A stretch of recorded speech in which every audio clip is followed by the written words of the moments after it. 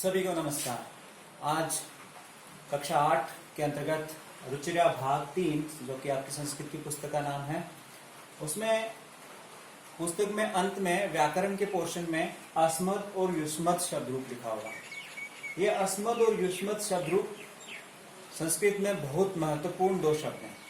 अस्मद जिसे हम लोग उत्तम पुरुष कह सकते हैं और युष्मत् जिसे हम लोग मध्यम पुरुष कह सकते हैं। ठीक है, इससे पहले जो हमने क्लासेस पढ़ी थी उसमें हमने प्रथम पुरुष को बहुत अधिक पढ़ने की कोशिश की थी। वैसे ही ये है हमारे पास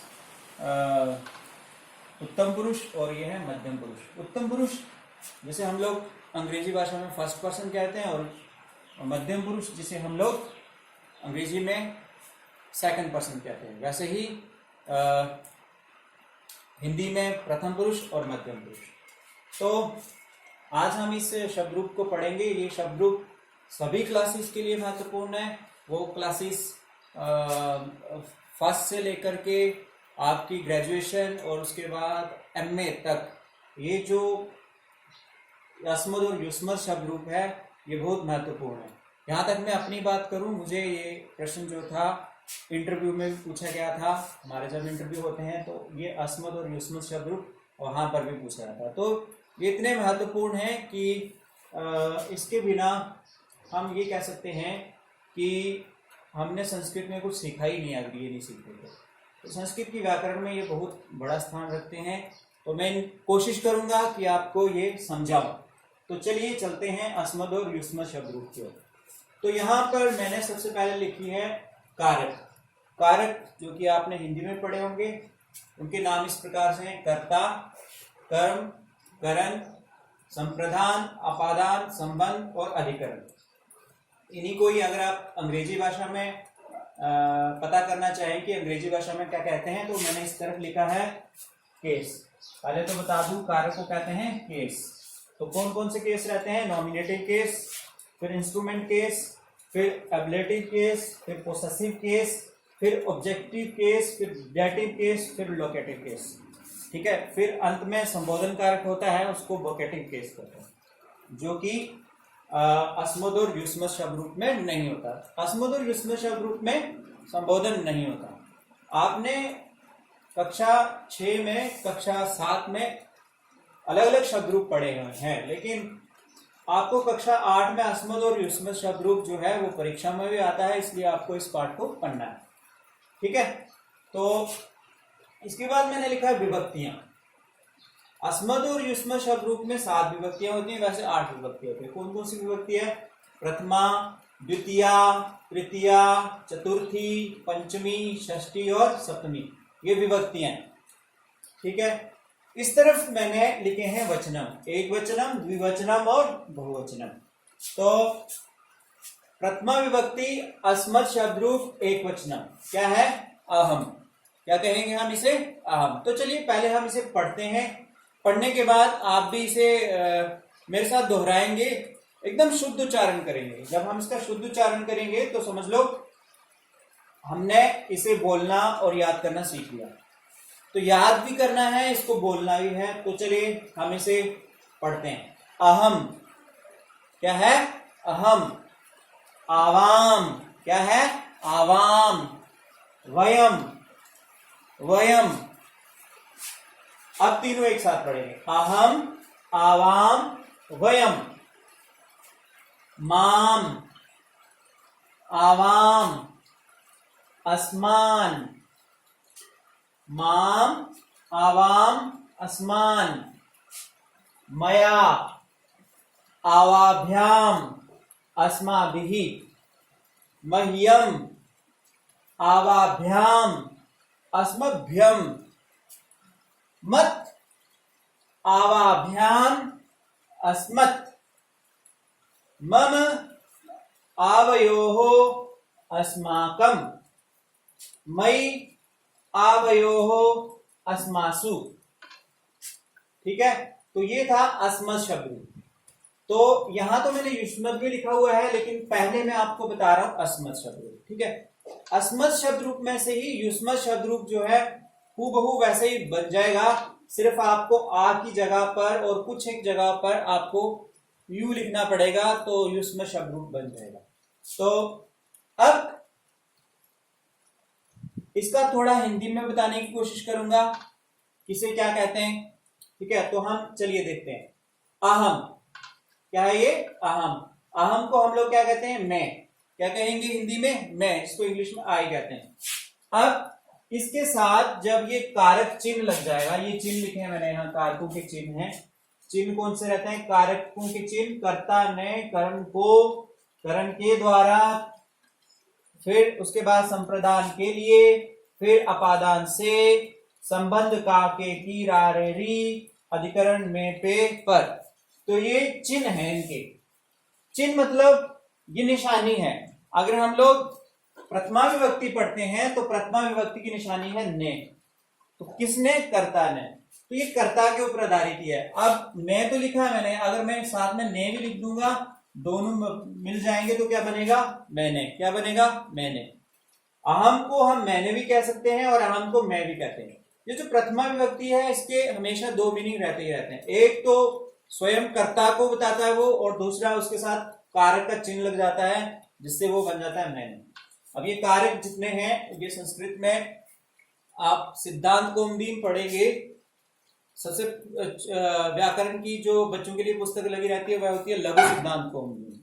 फिर उसके बाद एक पुस्तक रहती है सिद्धांत कौमुदी। तो सिद्धांत कौमुदी में कारक लगे होते हैं, वहां एक कारक प्रकरणम है जो बहुत बड़ा प्रकरणम है, उसको आप पढ़ेंगे तो आप अच्छे से कारक सीख जाएंगे। लेकिन हमारे सिलेबस में वो कारक प्रकरणम नहीं है। हमें इसका सामान्य जो है वो हिंदी में अर्थ भी जानना चाहिए और इसको याद भी होना चाहिए, ताकि हम लोग अपने सिलेबस में आने वाले जितने भी शब्द हैं उनको बार बार समझने की कोशिश ना करें, एक ही बार हम उसे पढ़ लें। ठीक है, तो अहम, मैंने, आवाम, क्योंकि ये द्विवचन है।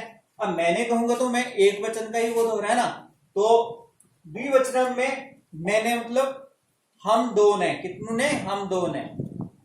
अहम, मैंने, आवाम, हम दोनों ने। कितनों ने? हम दोनों ने।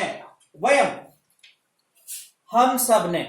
कितनों ने? हम सब ने। अब इसके भी दो ही मीनिंग रहेंगे, क्योंकि ये प्रथमा है। इसको हम लोग हम भी कहते हैं, और जब हम लोग इसके साथ ने वाला चिन्ह लगाएंगे तो क्या कहेंगे? हम सब ने। हम सब ने।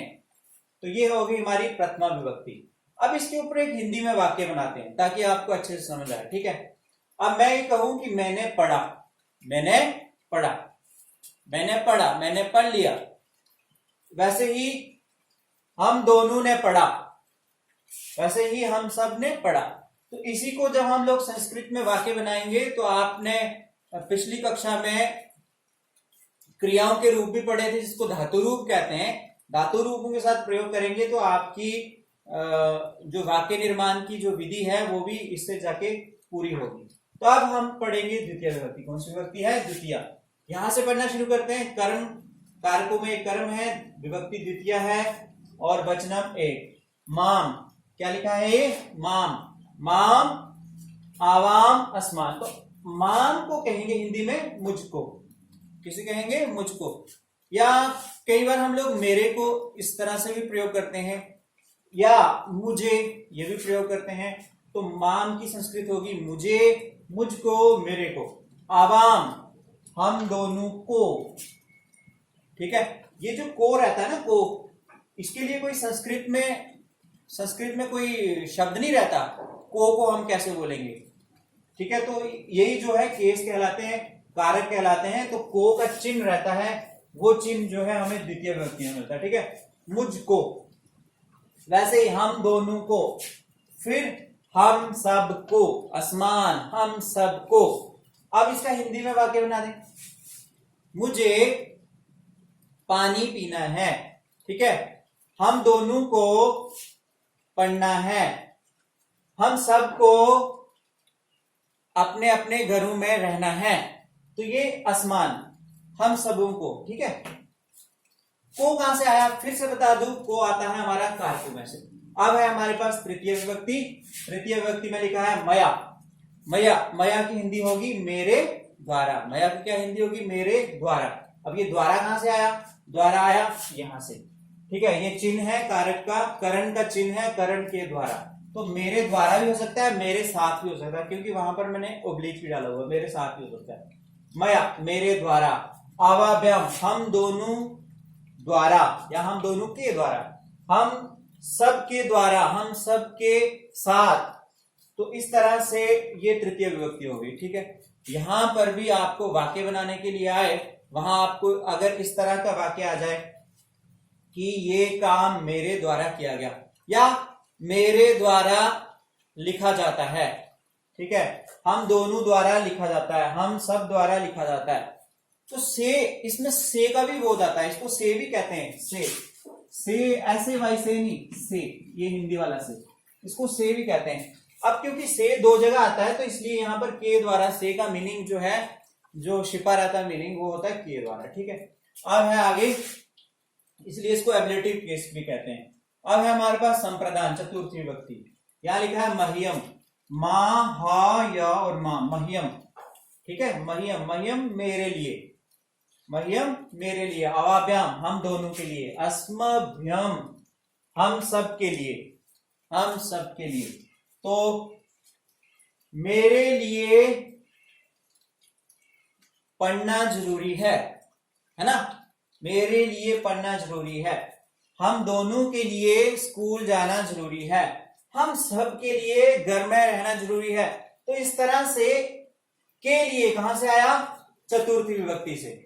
अब अगर हम कहेंगे कि अहम का मतलब मेरे लिए है, वो नहीं होगा। क्यों? क्योंकि वहां पर कर्ता कारक है और यहाँ पर संप्रदान कारक है। तो के लिए जहां भी लगता है वहां पर कौन सा कारक रहता है, संप्रदान कारक।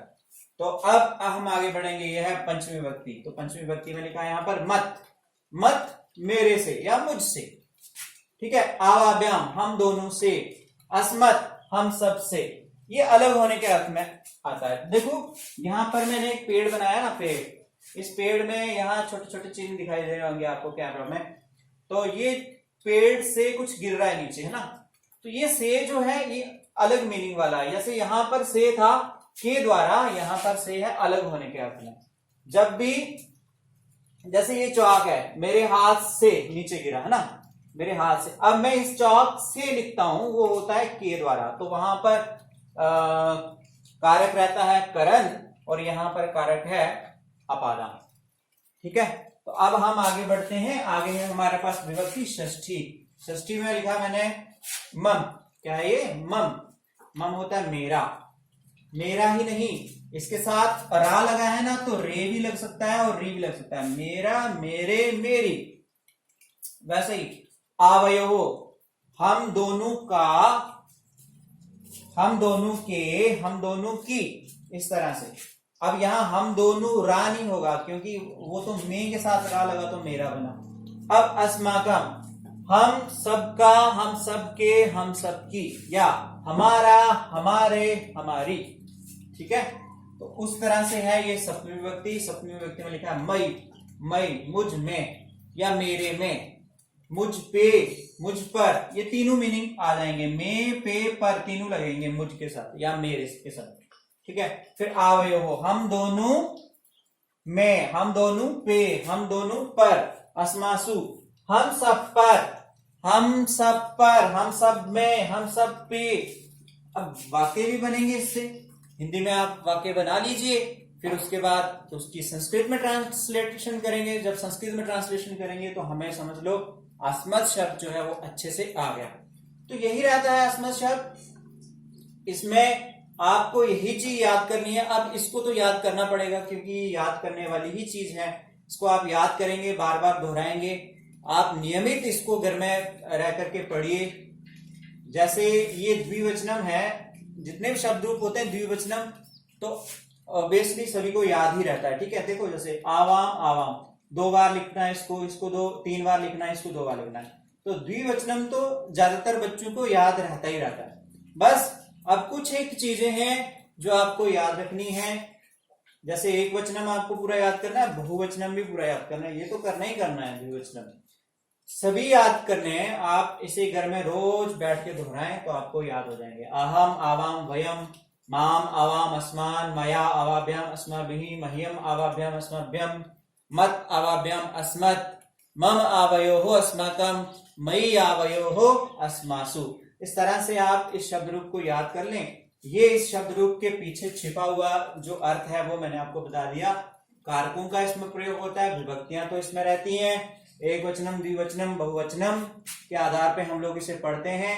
कारकों को इंग्लिश में केस कहते हैं, और ये जो कारक हैं इनके चिन्ह ये रहते हैं। तो ये चिन्हों का प्रयोग इनके साथ होता है, तब जाकर के हम लोग वाक्य बनाते हैं। ठीक है, अब चलिए एक आपको मैं वाक्य बना के दिखाता हूं। ठीक है, हमारा देश भारत है। ठीक है, हमारा देश भारत है। तो हमारा कहां से आएगा? रा कहां पर आ रहा है? रा, तो रा आ रहा है षष्ठी विभक्ति में, आ रहा है ना षष्ठी विभक्ति में। तो हमारा क्या कहा मैंने? मेरा नहीं कहा, तो मेरा का बहुवचन होगा हमारा। तो हमारे के लिए हम क्या प्रयोग करेंगे? अस्माकम। क्या प्रयोग करेंगे? अस्माकम, अस्माकम, अस्माकम। हमारा देश भारत है, अस्माकम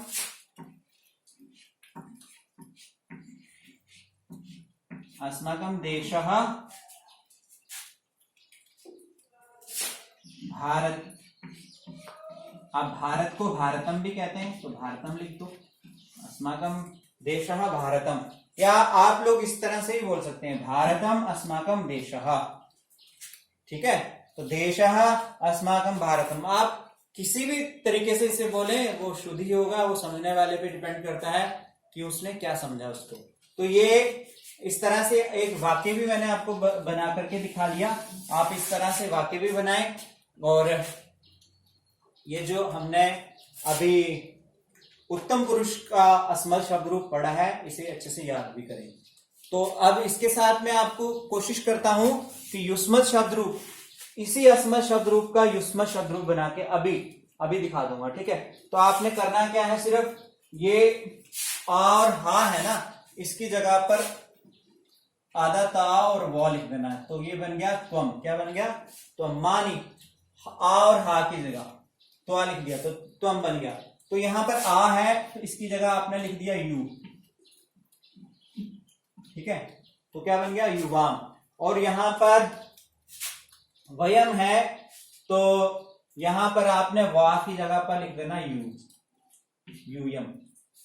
तो क्या बन गया हमारे पास? त्वम, युवाम, यूयम। ठीक है, जो मिटाना है उसी को मिटा करके आपने ये लिखना है, तो आपका युष्मत् शब्द रूप बन जाएगा। अब जैसे यहां पर भी हमने त्वा लिखना है, तो ये बन गया त्वाम। यहां पर आ मिटाया, यू लिख दिया, तो क्या बन गया? युवाम। यहां पर आ मिटाया, तो क्या बन गया? युष्मान। ठीक है, उसी तरह से यहां पर त्वा लिख दिया, तो क्या बन गया? त्वया। यहां पर यू लिखेंगे तो क्या बन जाएगा? युवाभ्याम। यहां पर यू लिखेंगे तो क्या बनेगा? युष्माभिः। वैसे ही ये थोड़ा सा डिफरेंट है, यहां पर महीय को आपने मिटा देना है और यहां लिख देना तुभ्य। क्या लिखना है? तुभ्य। तो मां पहले से ही लिखा हुआ है, तो बन जाएगा तुभ्यम। क्या बनेगा? तुभ्यम। तो यहां पर यू, युवाभ्याम।